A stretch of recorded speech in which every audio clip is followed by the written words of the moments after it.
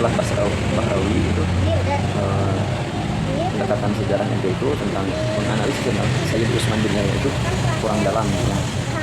Jadi gini, para netizen yang pro Imaduddin atau siapapun Rhoma Irama, Abbas Tunda dan lain-lain ini, jangan salah paham, kita tuh paham sejarah itu loh. Bahkan ini Islah Bahrawi itu ngomong itu tuh dia tuh punya nggak bukunya itu, yang apa Vandenberg, LC Vandenberg, Hadramut dan Koloni Agung Nusantara, punya nggak bukunya. Terus Niko Captain, ada Niko Captain juga, Snoku Bronya yang Tarikat Syabandiyah, Kitab Kuning. Terus ada Profesor Abu Bakar Aceh tahun 1971 udah bikin buku tentang masanya gerakan radikal termasuk Wahabi, istilah Wahabi sudah ada.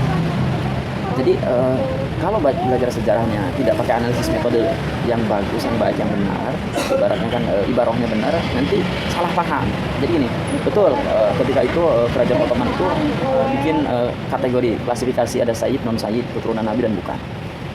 Yang diakui keturunan Nabi bukan berarti palsu. Emang ketika sebelum datang ke Indonesia, ke Nusantara pun para Sayyid itu emang sudah digelari Sayyid, sudah dikenali dengan Sayyid. Buktinya masa zaman-zamannya Abahnya dari Sayyid Abbas bin Ali Al-Maliki di Makkah, itu beliau sudah bilang bahwasanya hubungan keulamaan nasab antara Hadramaut Yaman ya Tarim dengan Makkah itu terjalin dengan begitu lama karena mereka dari Al-Husainiyin dan Al-Hasaniyin. Terus dikuatkan lagi oleh Syekh Murtado Az-Zabidi, dikuatkan lagi oleh Syekh Jalaluddin As-Suyuti. Jadi Islah Bahrawi itu nggak ngerti analisis sejarahnya, jadi dia punya tendensi terhadap Pak Alawi, nggak suka sama Pak Alawi, akhirnya bikin sejarah pun yang tendensi sama Pak Alawi. Nah, akhirnya didengar oleh podcast Rhoma Irama dan netizennya. Akhirnya, wah, Anda itu tidak tahu, Anda belum terbuka sejarahnya, buka channelnya Islah Bahrawi di Rhoma Irama, udah tahu, jadi saya ketawa-ketawa, ini nggak jelas ini Islah Bahrawi itu menjelaskan sejarahnya itu dia tendensi dia terhadap Pak Alawi. Jadi kalau mau bikin sejarah ya, yang objektif, wah ya, harus Islah Bahrawi ya. Jadi jangan ada tendensi terhadap satu kelompok. Ya, ini aja deh. Pada masa itu, Sayyid atau Habib, gelar-gelar itu sudah ada sejak abad-abad awal 18.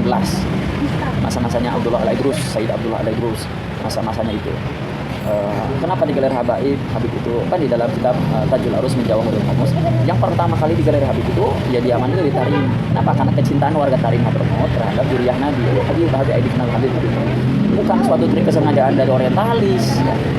Gelar Habib itu adalah gelar kecintaan seorang mukmin kepada zuriyah Nabi, Ahlus Sunnah wal Jamaah yang mencintai Ahlul Bait Nabi. Masih dari hegemoni dinasti Abbasiyah. Karena kalau dinasti Umayyah itu memang rada kurang terhadap Ahlul Bait. Dinasti Umayyah itu yang nantinya sekarang yang nanti menjadi negara Qatar, Saudi, Dubai dan lain-lain Abu Dhabi Uni Emirat Arab.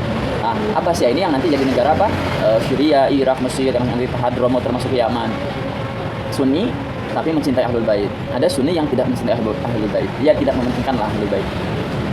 Jadi Gus Islah Bahrawi saya katakan, Anda ngomong sejarah, tapi pendekatannya itu, ayo kapan di mana ketemu ya. Tapi pendekatan Islamic Studies, yaitu sejarah Islam abad 19, abad 18, masa kontemporer atau masa klasik ya. Di mana ditunggu tempatnya, tunjukkan buku-bukunya, bukti-buktinya, dalil-dalilnya.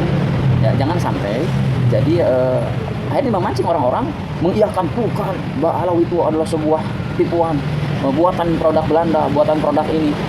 Padahal nggak gitu sih orangnya, ya. Kenapa Sayyid Utsman bin Yahya diambil sebagai mufti? Karena keilmuannya, keluasan ilmunya, jaringan internasionalnya. Tidak ada yang sekelas Sayyid Utsman bin Yahya pada saat itu, ya.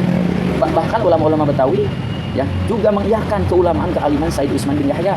Beliau bertahun-tahun belajar di Mesir, di Maroko, di Maghribi ya, salah satunya ya. Di Hadramaut, tentunya di Irak, di Syria. Jadi melihat track recordnya dan bisa untuk berhubungan internasional, maka dipilihlah Sayyid Utsman bin Yahya. Jangan sampai mengiyakan, bukan karena ini adalah jongosnya Belanda, berarti ini. Anda harus tahu istilah Betawi juga itu buatan Jakarta. Buatan orang-orang Belanda, karena Belanda itu mengistilahkan nama kota Jakarta itu Batawi akhirnya Batavia itu yang nanti sedikit jadi Batawi. Jadi istilah Batawi itu buatan Belanda ya, jangan salah paham. Justru dirubah itu nama Batawi atau Batavia menjadi Jayakarta oleh para ulama, salah satunya jadi oleh Fathahillah ya, salah satu daripada masih keturunan atau saudara dari Sunan Gunung Jati, atau dibilangnya ada menantu, dibilang anak dan lain-lain, dan ada yang bilang Profesor Dr. Husain Jadimirat, Fathahillah dan Sunan Gunung Jati adalah orang yang sama, cuman hanya berbeda gelar saja. Itu hanya pendapat dari profesor tersebut.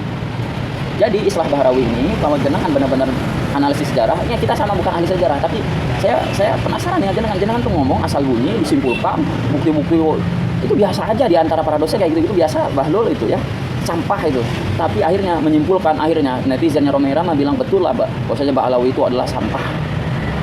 Mbak Alawi itu adalah buatan Belanda dengan dalil yang seadanya saya kayak gitu ya. Ya, Islah Bahrawi, saya tunggu di mana, saya Cirebon ya. Lokasi Anda di mana atau kita ketemu di mana, ngobrol live streaming langsung ya. Kalau berani langsung bawa buktinya, dalil-dalilnya, bawa Islah Bahrawi ya. Terima kasih.